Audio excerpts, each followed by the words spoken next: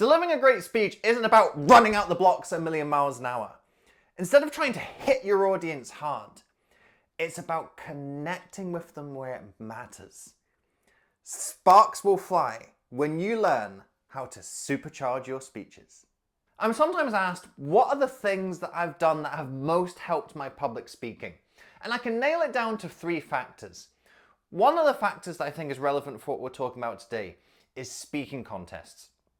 I've been part of Toastmasters International for a decade now. And when I first joined Toastmasters, I didn't even realize that speech contests were a thing. I'd heard that this was an organization that helped you with your public speaking. And as I started to get involved in Toastmasters, I learned about these speech contests, entered my first one, and I got the bug. And I've been doing it ever since. And being a part of these contests has been one of those most important factors in helping me to grow and develop. Because it's putting your speaking into some stakes. Because when you record a video, yeah, recording a video is great, but if you mess up, flub a line, that's all right. You do it again.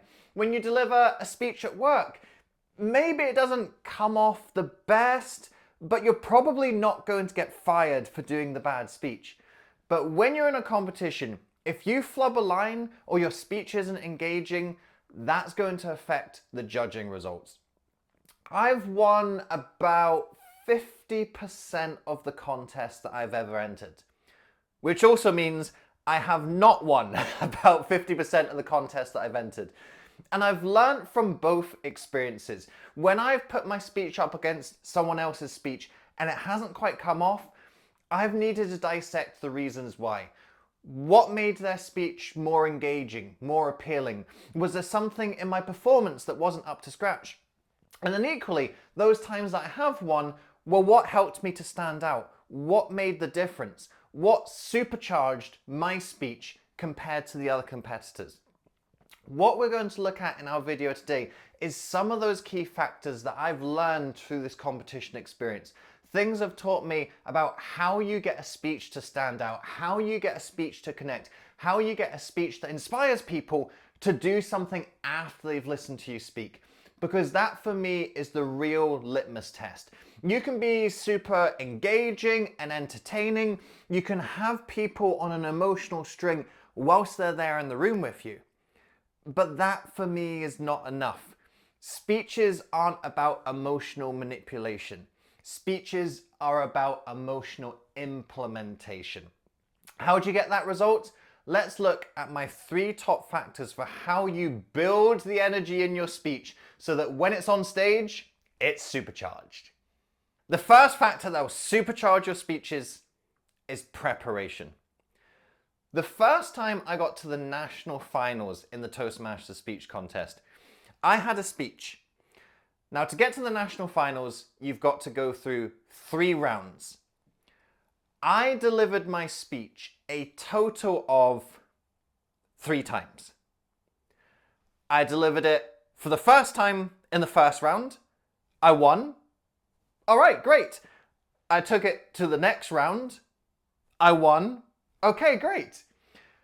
I took it to the next round of the national finals. I came second. I had only delivered that speech 3 times in total. It was not a speech I'd worked on. It was not a speech I'd crafted. It was a speech that I'd put together. It was good enough to get me through the first couple rounds.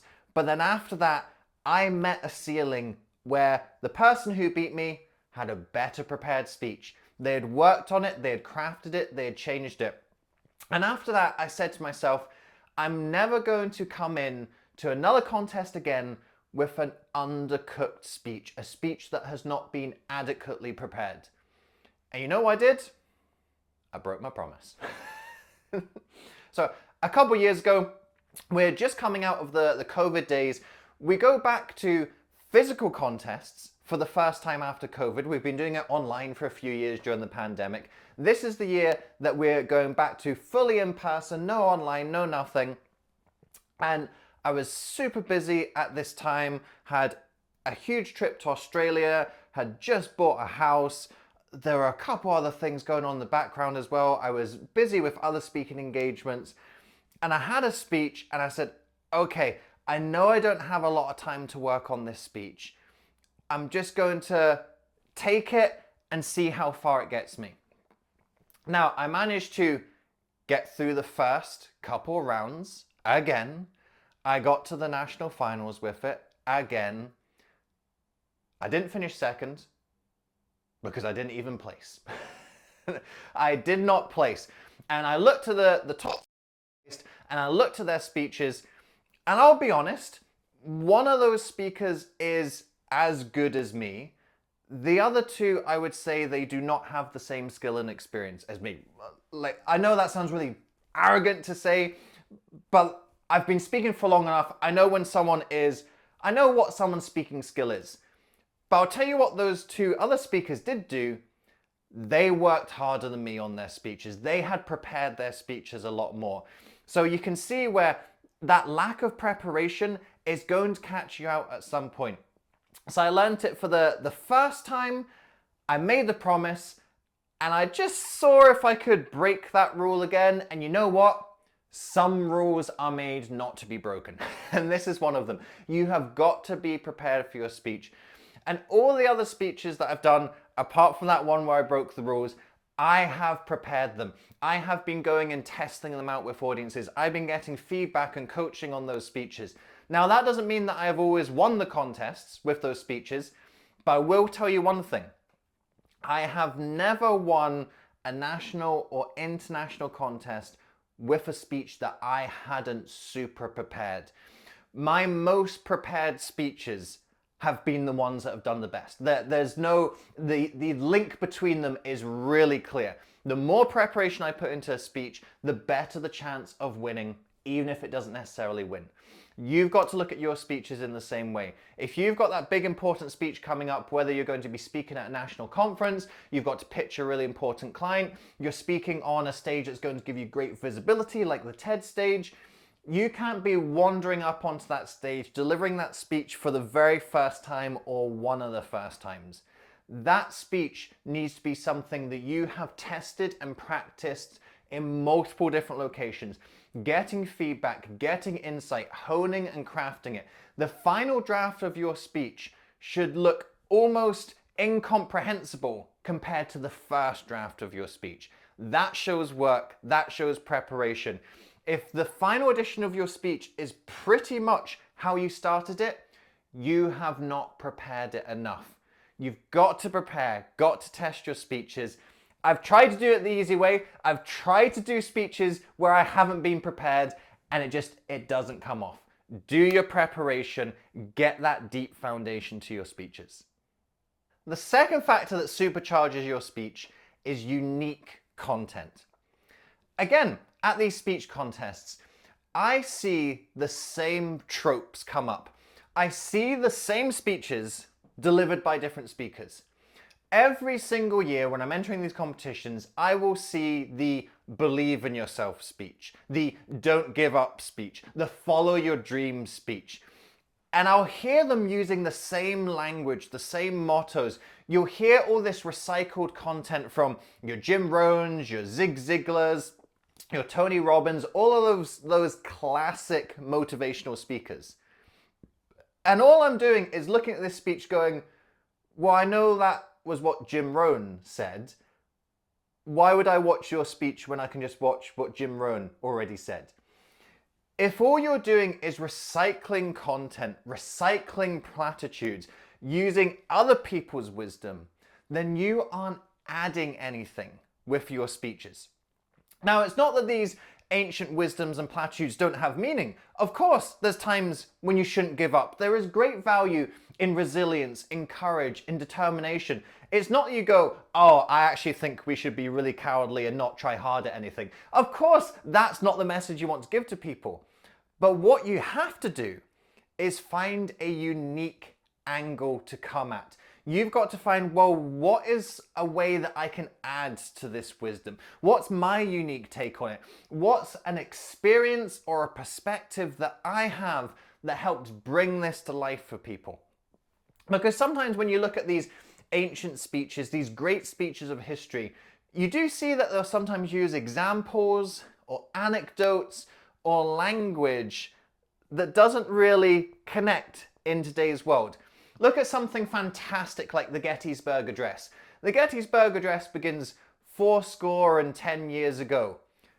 Who speaks like that anymore? 80? What's a score? A score is when you score a goal, you score a touchdown, or you score a try.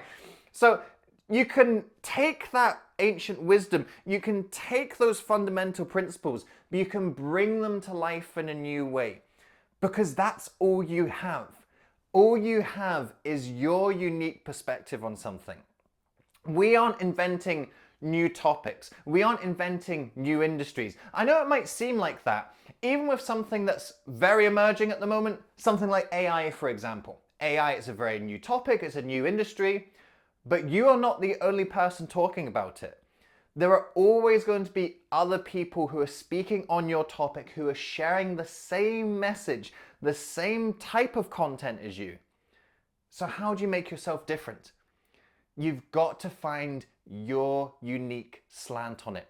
What can you bring to the topic? What can you bring to the speech? How do you shine when talking about this? If you're unique, you'll stand out. If you just recycle what everyone else is saying, well, you might as well not bother. Because we already have their voices. We already have their wisdom. What the world needs is your voice and your wisdom delivered in your unique way. What makes a speaker stand out is about not being the most energetic. It's not about being the biggest entertainer with the most charisma. What makes a speaker stand out is when you see them on stage being themselves, trusting in themselves, expressing themselves to the fullest, bringing their voice and their personality into their speech. And that's what you can learn how to do in my Superhero Speaker online course. This is a 5-week program that helps you to unlock your speaking superpowers to have a greater impact on the audiences that you speak to. The only person you can be is yourself. Learn how to be the best version of yourself on stage in this course. I've put the link to the course in the video description below. Click that link to find out more about how this course can help you to supercharge your speeches. The third factor that will supercharge your speeches: the stories that you share. In these speaking contests that I'm a part of, the winner is usually decided by who can tell the best story. Now, the way that you won't tell the best story is if you tell someone else's story. I was in a contest one time, and this was an international contest. It was the UK and Ireland finals. And I'm watching the speaker, and they say, there's this anecdote about a guru. Maybe you've heard it before. And a student comes to the guru and says, what's the secret to success?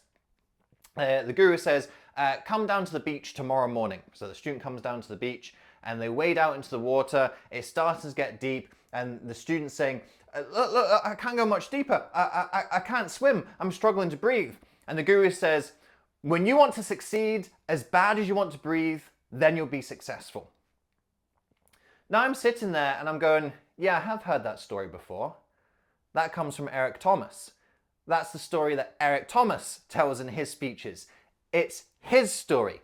Now, it probably wasn't Eric Thomas's story. He probably heard it, got it, was inspired from somewhere else, but that story is associated with him.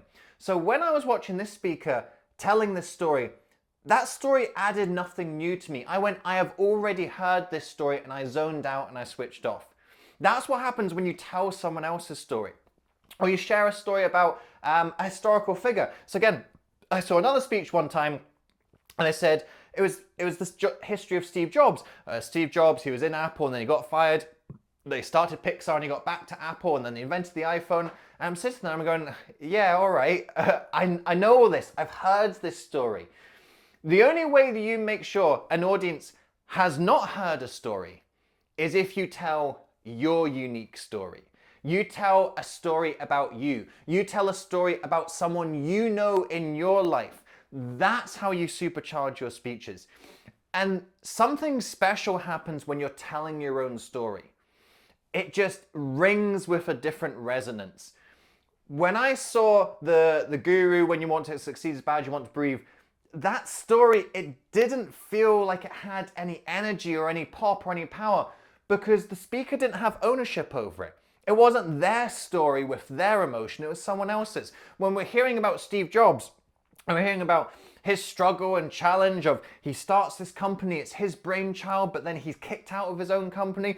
When there's the despair and the resentment and the frustration that comes from that, well, that despair and resentment and frustration, it doesn't come across because it's not Steve Jobs telling that story, tapping into those emotions that he felt and sharing them on stage. It's someone reporting that story. And they can't possibly tap into the same true, authentic depth of emotion as Steve Jobs could because they didn't go through that experience. They don't know what he felt. They don't know how it happened. So the only way you can tap into that really deep, authentic truth of a story is when you are telling your story. And the audience will feel that on stage. I'm sure you've had the experience of watching a speaker and you've just been totally gripped and absorbed by a story they were sharing. And I'll bet whoever that was, whatever story they were telling, it was their story. Not someone else's story, their story. Your story is the most powerful story to share. And when you are sharing your story, now it doesn't have to be about you, but it has to be your story. Someone you know, something you've experienced, someone else's life that you share a deep connection with. When you are bringing that type of story into your speech, the audience feel it. It has a different resonance to it. It has a different ring to it. And that's when, have you ever watched someone speaking and thought, there's something about this story that doesn't quite ring true to me? And you couldn't quite put your finger on what it was. Probably that speaker wasn't telling their story. Now maybe they were presenting it as their story, but perhaps a lot of it was heavily embellished, heavily made up. They have borrowed that story from someone else and they're plagiarizing it. Now, whatever it might be, when you get that feeling of that story doesn't quite ring with me, for a variety of different reasons, that speaker is not telling a story that they have ownership of. They aren't telling it from their deep-rooted emotion. You feel the difference on stage when someone is, and your audience will feel the difference on stage when that's what you're doing. You're delivering your story from your emotional depth, and the audience will feel that. You'll feel the hum in the room. There'll be a resonance, there'll be a crackling, there'll be a connection. And that's what I'm talking about when we're talking about supercharging your speeches. Supercharging your speeches is not just about cranking up the energy. Yeah, let's go, woo, motivation, yeehaw. That's not what supercharge is. Supercharge is that feeling, it's that crackle, it's that spark when the audience are engaged and engrossed, and it doesn't have to be high energy, but the energy does need to make a strong connection. And when you're able to do these three things, when you put in the preparation, when you come at it with your unique angle, and you bring the content to life with a story, that's when you'll make that connection with each and every audience you speak to.